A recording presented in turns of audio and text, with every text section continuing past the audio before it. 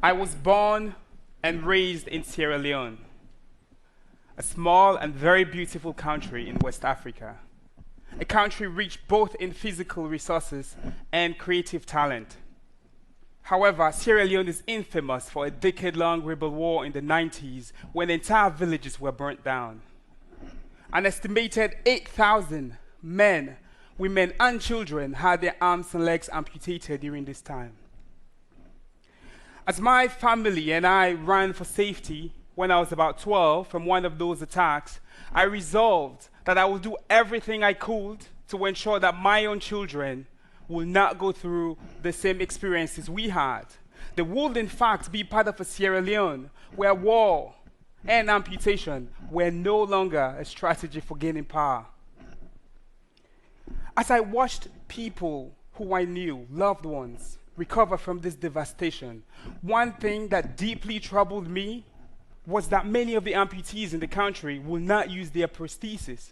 The reason I'll come to find out was that their prosthetic sockets were painful because they did not fit well.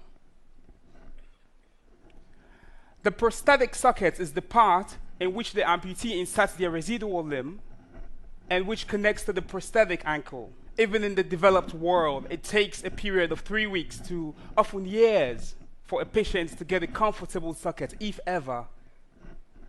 Prosthetists still use conventional processes like molding and casting to create single material prosthetic sockets.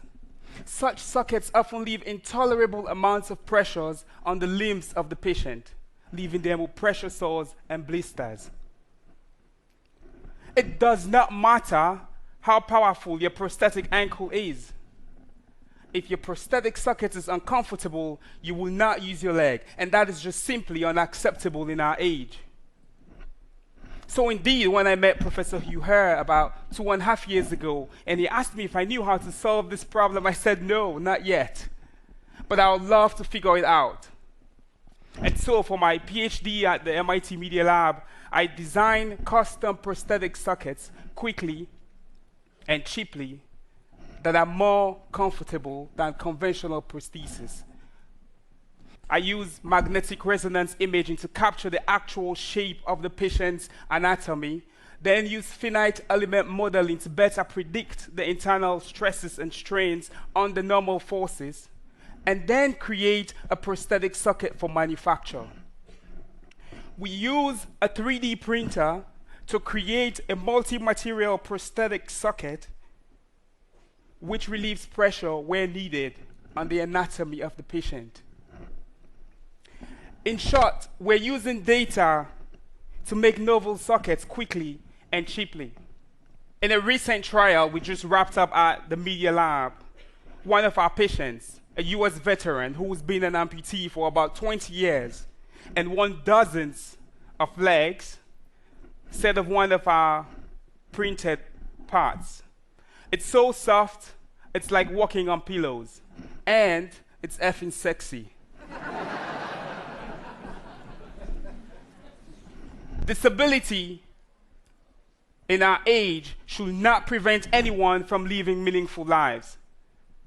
My hope and desire is that the tools and processes we develop in our research group can be used to bring highly functional prostheses to those who need them. For me, a place to begin healing the souls of those affected by war and disease is by creating comfortable and affordable interfaces for their bodies.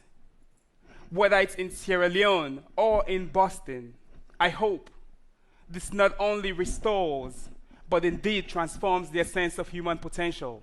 Thank you very much.